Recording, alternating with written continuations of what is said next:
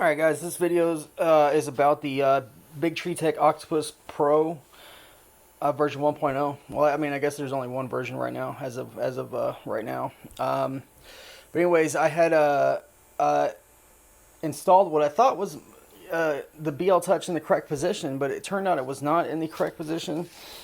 So to get a better idea of where I went wrong, let's go ahead and go over here to the schematics. Right here we see a little thing. It says BL Touch, and it's pointed right here. It says J43, and there's 5 individual pins that just stick up by themselves. 5 individual pins. You come down here, and you see it says J43, so it's a little description of the J43 that's up here. And so you got your 2 grounds, and obviously this is all correct, right? So in thinking, I was like, yeah, I've got this installed right here. I've got everything correct, and I've checked my wiring 1,000 times. I installed it, and then left it plugged in, and then went off to go see my doctor, and I came back home, and then I couldn't see my temps on my readings on my Klipper config, and then I was messing with some other wiring, and then my hand brushed up against the BL Touch, and it felt warm, and so I grabbed it again to see how warm it was, and sure enough, the thing was really hot.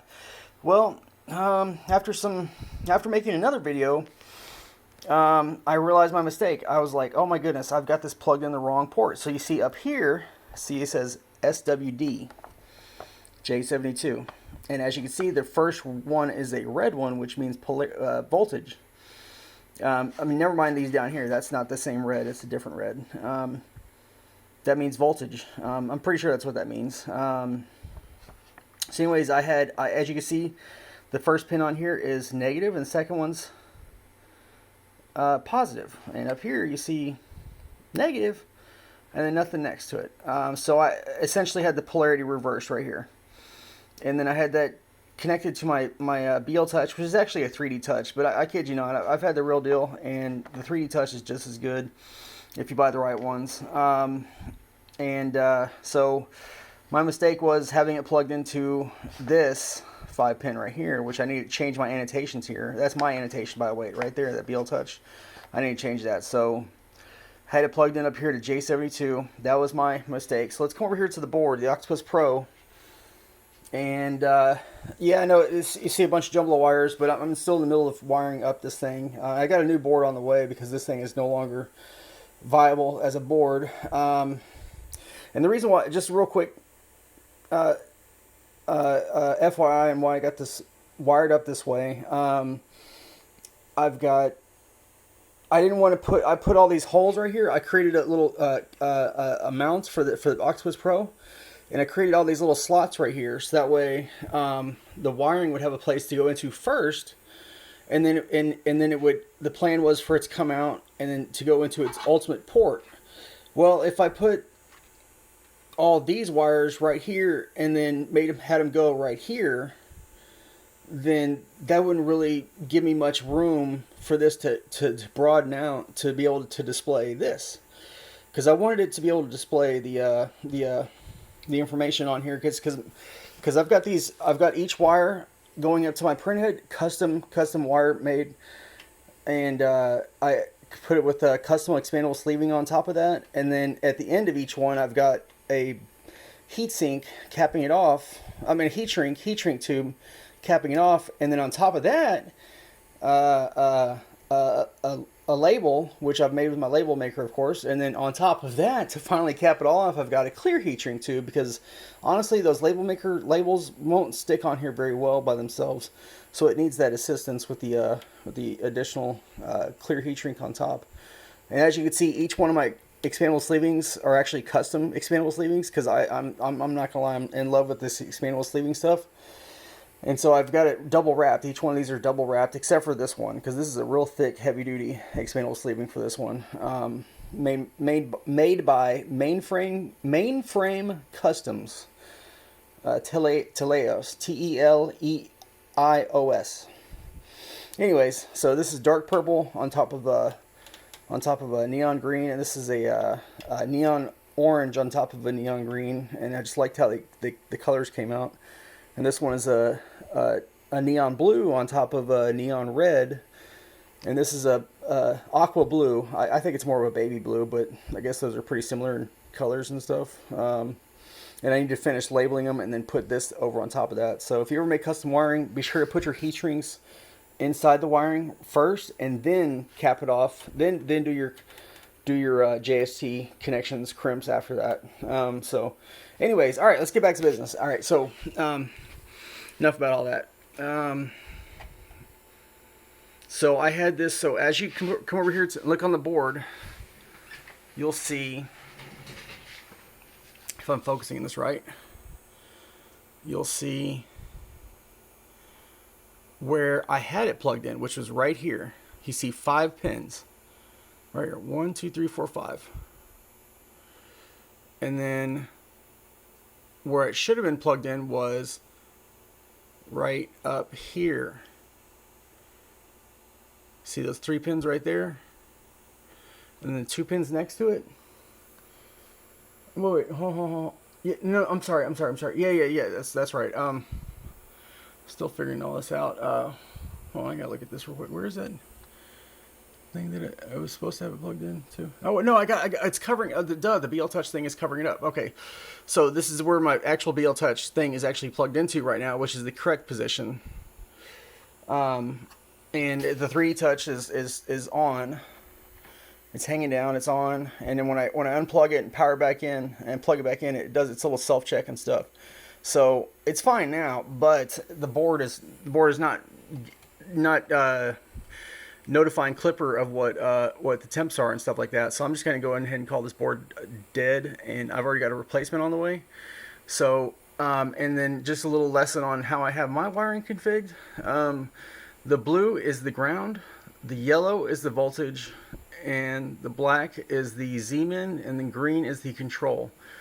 And so you come over here to back to the schematics, and you'll see that there's my negatives right there, the 2 negatives and the positive, and then the Z-min right there, and then the control right there, and that's PB6 and PB7 right there that you'll need to know on your Klipper config. But instead of having it plugged in there, I had it plugged in up here at SWD where the polarity is reversed. So again, we'll come back over here to the board. You'll see there's the 5 pins right here, and then now it's plugged into the correct position, because before, let me unplug this real quick. Unplug this. So then I'll have this right here. Let's unplug this.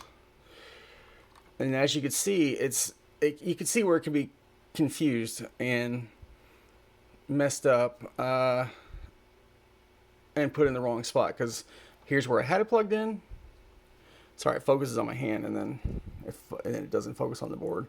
And then it's where it should have been plugged in. So anyways, guys, for those who were helping me out on the Klipper controller firmware group, thank you for your help. But honestly, making a video of my F up is what got me to realize where I should have been having it plugged in. So for those that helped me, thank you so much. I appreciate your time and consideration, guys.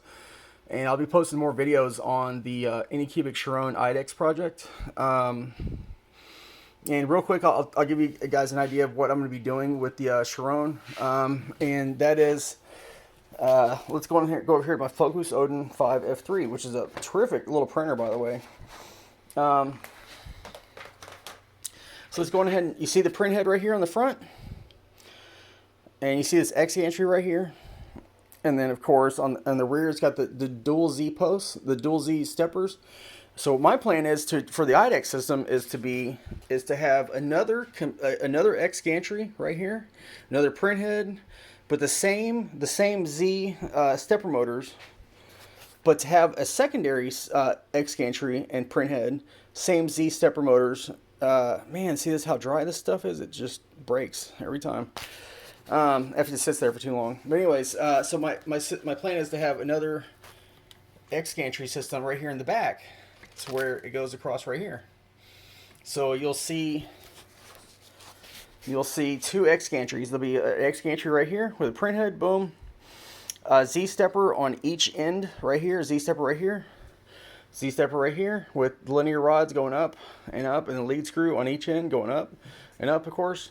And then you'll see a secondary X gantry going across here, but they'll share the same Z stepper motors. And so that's my plan for the IDEX system.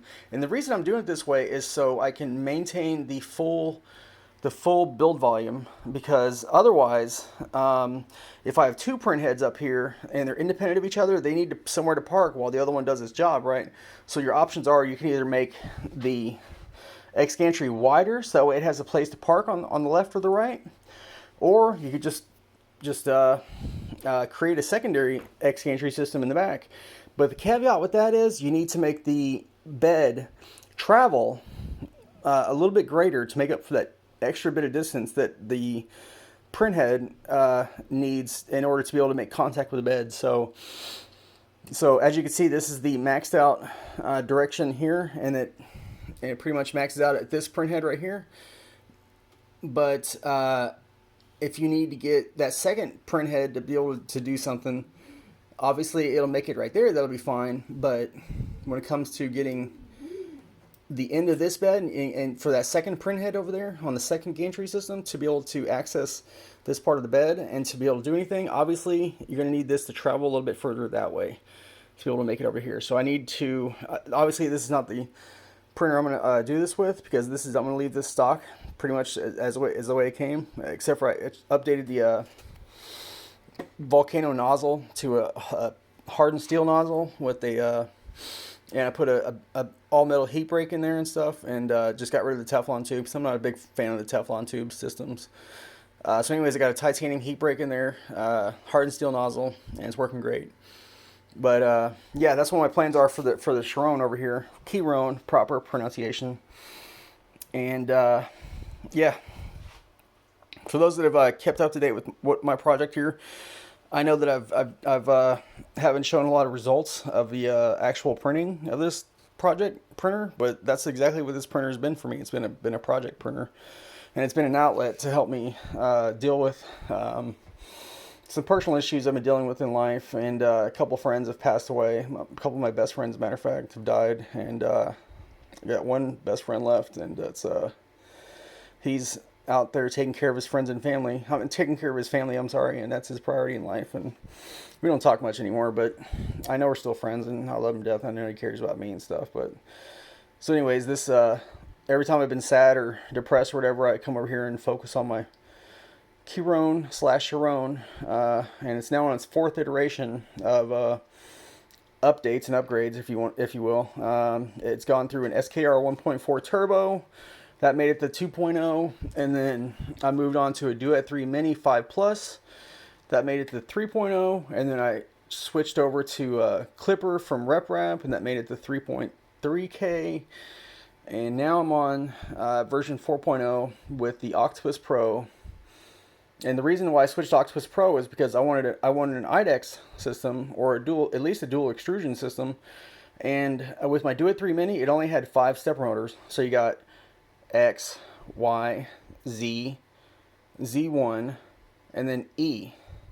E0, that's how they count it. It starts off with 0. So then if you need that extra driver for dual extrusion, or for IDEX systems, you need a sixth slot if you're gonna have dual Z in order to be able to make that work. So I was like, I had two options. I was like, either going to get the expansion board for the Duet 3 Mini, which would add 2 more drivers, or I could just go ahead and get an Octopus Pro, which was a really sought after board. A lot of people liked it. It had protection isms baked into the PCB, but I guess it didn't have the protection built in to protect against the plugging in the BL touch in the wrong configuration. So anyways, I got a new board on the way, and thank God it's got a 1-year warranty, and I'll be able to return it. So anyways, now I've got I forgot to finish what I was saying. So it was either get the expansion board for the Duet 3 Mini and add 2 more drivers, or going ahead and get the Octopus Pro board, which had the 2 extra drivers built into the board. And with this option, I didn't have to find a spot to put the expansion board, which As you can see, I'm running out of real estate here inside here in the case. I'm on the verge of actually redesigning this entire case and just printing it in plastic and then having that as my electronics case. And then I can customize all the ports, all the I/O I want. And yes, this is a light, a USB light hanging on a chopstick. Yes, it is. I'm not gonna lie. It's ghetto fabulous and it works. But right here is where my Raspberry Pi goes. This is the I/O port for the Raspberry Pi, and right here is the Raspberry Pi, and it's sitting on its stand. And so normally this stand would go right here, and so there's this hump right here that comes up, and so that's where those legs. That's why it's lower right here. That's why the legs are longer than it should be, or it should look right here. So anyways, that's going to go right here, and then those legs will come down right here and touch the ground, and all this wiring will be tucked underneath the Raspberry Pi, and you won't be able to see it. That's the great thing about this Chiron case is it has this a lot of room behind where the board normally goes, because with most cases you don't really have this option of having all this room behind the board. So it's a terrific place to hide all of your wiring, but you want to make sure that it doesn't make contact with the actual board. So that was the other thing I was going to worry about printing was a buffer thing that like sticks, that bolts on it. It's able to keep this all pushed back and away from the board, so it doesn't make contact with the back of the board, so it doesn't get hot, or in case the board gets hot, it doesn't melt or burn anything. So anyways, that's where I'm at with my Chiron 4.0K. Oh yeah, and here's the Mean Well SE-600-24 PSU that I upgraded the Chiron to. However, now this PSU is not even necessary. It's not needed. I don't need this big of a PSU. Why? Why do I not need it? Because my bed, the heated bed, is now powered through AC, alternating current. I have a silicone heater pad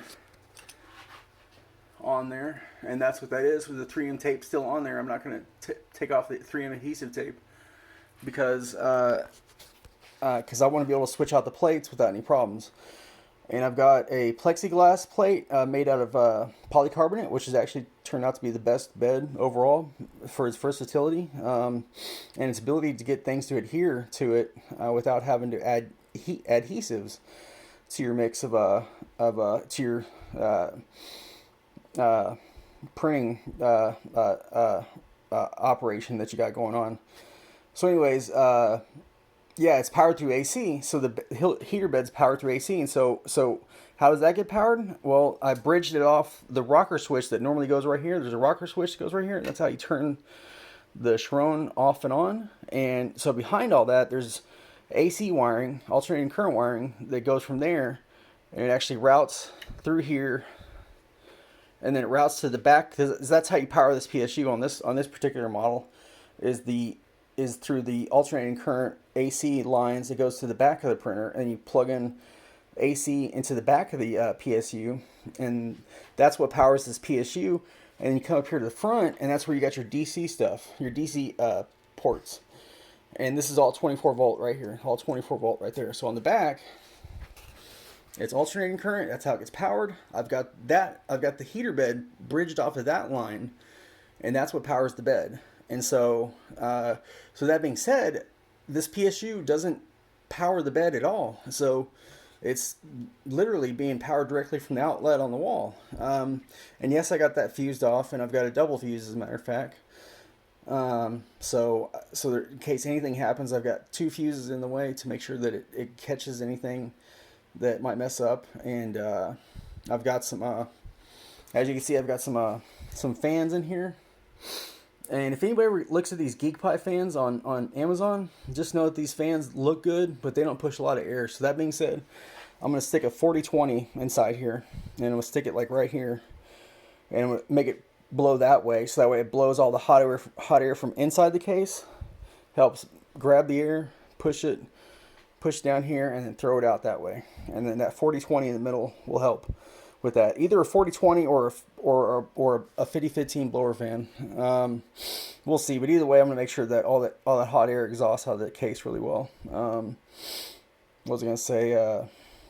Yeah, this is how it looks when it's lit up. It looks really good. I like how it looks when the cake, when the lid's on top and all that good stuff. But anyways, yeah, this big huge heavy duty PSU from Mean Well, I don't need it anymore. I could use literally I can get by with a 150 watt PSU, a real tiny one, and that'll power just the MOSFETs for the MOSFET for the hot end. And because you don't need that much wattage or amperage for your hot end. I want to say you need 70 watts for the heater cartridge, so and it runs at 24 volts. So that's, you got to do voltage times wattage. That's how you get your amperage, or divide it and you get your amperage that way, or your amperage times your voltage, and that gives you your wattage. Something like that. I don't know, man. I'm not an electric engineer, but anyways, yeah, I got a new board on the way, and I'll give some more updates when all that board gets in there, and I got this thing looking better and stuff. So, anyways, that's all I got, guys. Man, this is a 20-minute video. I make freaking long-winded videos. I'm sorry, guys. Yeah, I make super long-winded videos. I'm not gonna lie. Every time I make a video, I'm like, yeah, I'm gonna get straight to the point, but I just like to be detailed in what I say. So, anyways, thanks, y'all. Blessed day.